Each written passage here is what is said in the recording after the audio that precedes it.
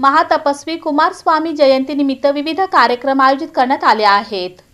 महातपस्वी श्री कुमारस्वामीजी यांच्या 115व्या जयंती महोत्सवाच्या निमित्तानं विविध उपक्रमाचं आयोजन करण्यात आलं।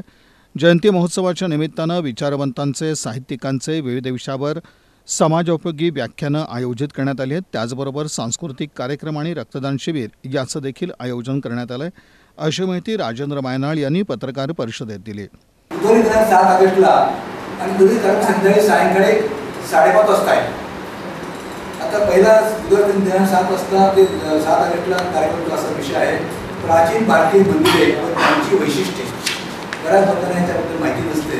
मंदिर असेच काम बांधली जातात, ते शास्त्रीय माहिती ते डॉक्टर मेतन जे आहे, योगेश मेतन म्हणून ते व्याख्यान करणार आहेत।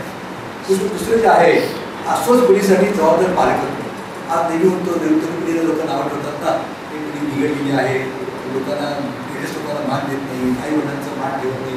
त्या पार्श्वभूमीवरती आपण हा विषय निवडला, त्या विषय आम्ही दिलेला आहे की आमच्या व्याख्यानातून लोकांना काही प्रबोधन व्हावं, त्यांना काही चांगलं आपण घेऊन जावं। त्याकडे अस्वस्थ पिढीसाठी जबाबदार पालकत्व।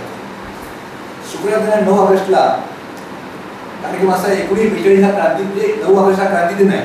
त्या क्रांती दिनाचं समुचित औचित्य साधून आपण 1942च्या चलेजाव सगळे सोलापूरचे योगदान।